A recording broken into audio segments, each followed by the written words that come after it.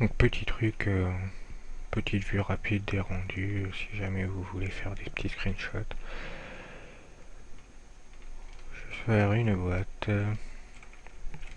un Shift Q pour le rendu rapide.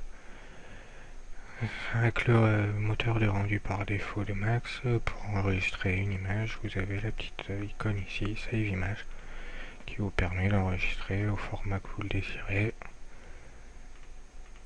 votre rendu. Alors cette fenêtre de rendu, vous avez la possibilité ici de cloner, pour si vous voulez faire un autre rendu pour garder une trace d'un précédent. Vous pouvez le supprimer. Vous pouvez ne rendre qu'une certaine région au lieu de rendre toute la vue active. Vous pouvez choisir de ne rendre qu'une partie.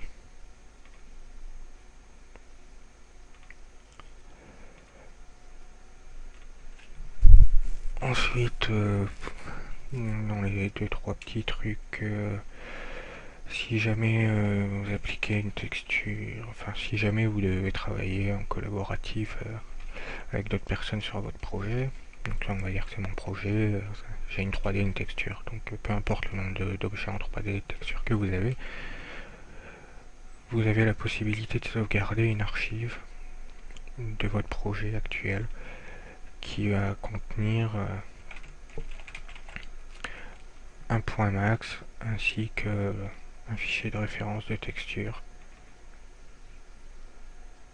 Le point max, votre fichier de référence de texture qui va indiquer les chemins qui sont utilisés et un dossier qui va contenir justement la texture employée dans votre projet, là où les textures quand vous travaillez proprement. Ça vous fait une archive à passer automatiquement à vos collaborateurs. Ensuite, souvent, vous allez vouloir ou devoir modifier la position du pivot. Donc le pivot, c'est ça.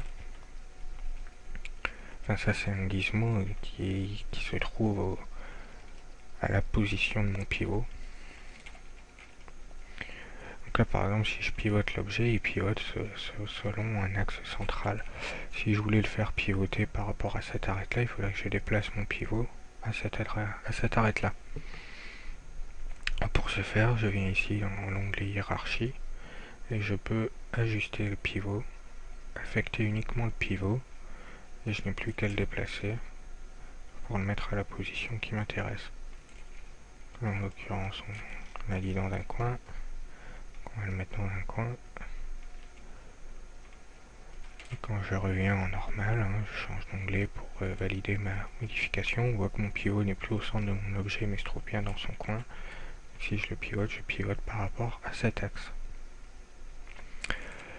Dans Max 2011, je crois qu'à partir du 2010, ça y est, vous avez dans Tools, non, dans Edit, pardon, le Transform Toolbox qui vous permet automatiquement ici dans la ligne pivot de centrer le pivot en X, en Y ou en Z à la position minimum ou maximum au centre ou à l'origine.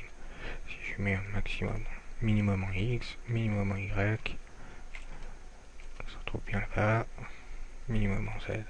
Si je mets maximum, il va donc se retrouver ici. Enfin là-bas.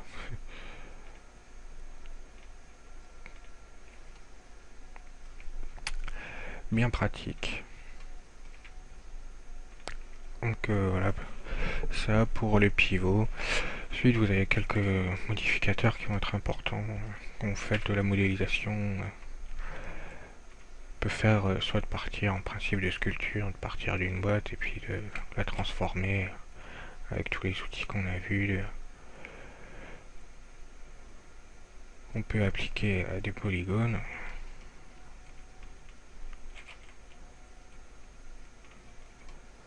Je vais rajouter des voies.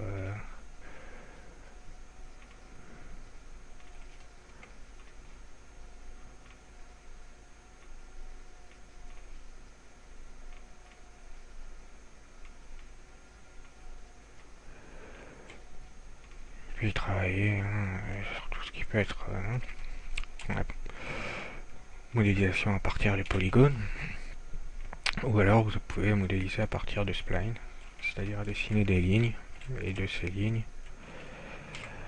en faire des 3D. Par exemple, on va dessiner une espèce de coupe ou un verre ou ce que vous voulez qui ait une forme qu'on va pouvoir faire une circonvolution.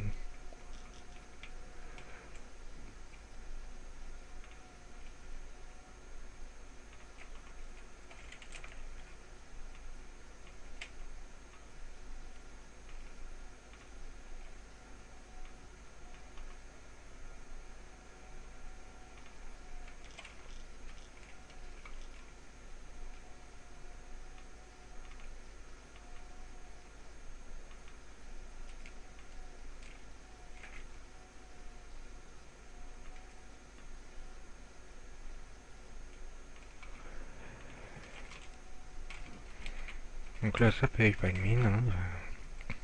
Mais si on lui applique un modificateur lat, on va pouvoir commencer à s'amuser justement.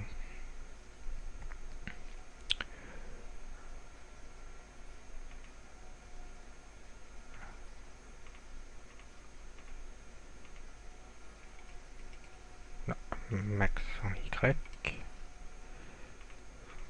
minimum, maximum.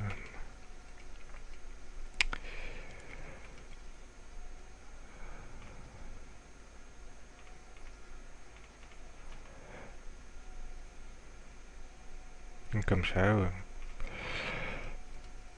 faire de la modélisation à partir de spline.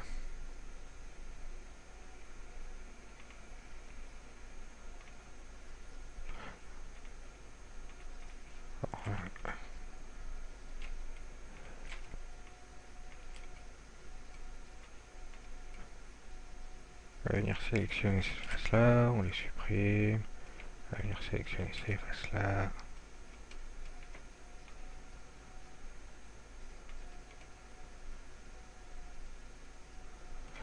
On les supprime pour voir encore un petit modificateur sympa. Donc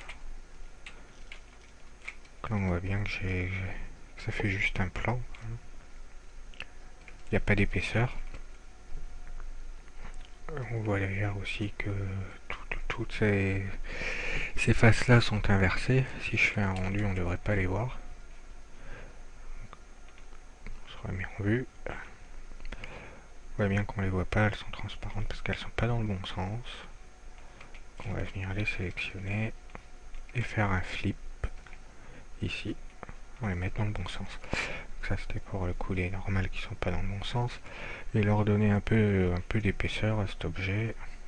Un modificateur encore une fois qui s'appelle shell. Une carapace qui va nous permettre de définir une quantité intérieure ou extérieure à mettre.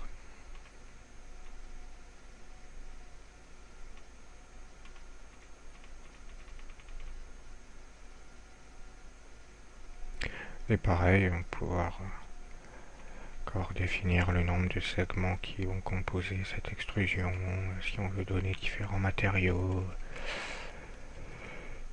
Donc voilà, vite fait pour quelques petits trucs. Petit truc encore, si vous voulez passer cet objet, si j'avais un autre objet derrière que je voulais voir, soit je peux évidemment le masquer, hide selection, mais si je veux qu'il soit toujours présent pour raison X ou Y, je fais Alt X et je l'ai en transparent. Donc je vais mettre un objet derrière pour qu'on voit mieux.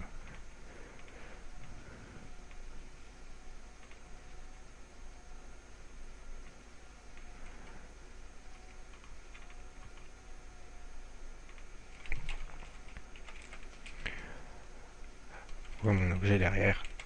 Or qu'Alt X, on le voit plus. Également un truc qui peut souvent vous arriver, c'est ce pivot. Si vous appuyez sur X, il disparaît.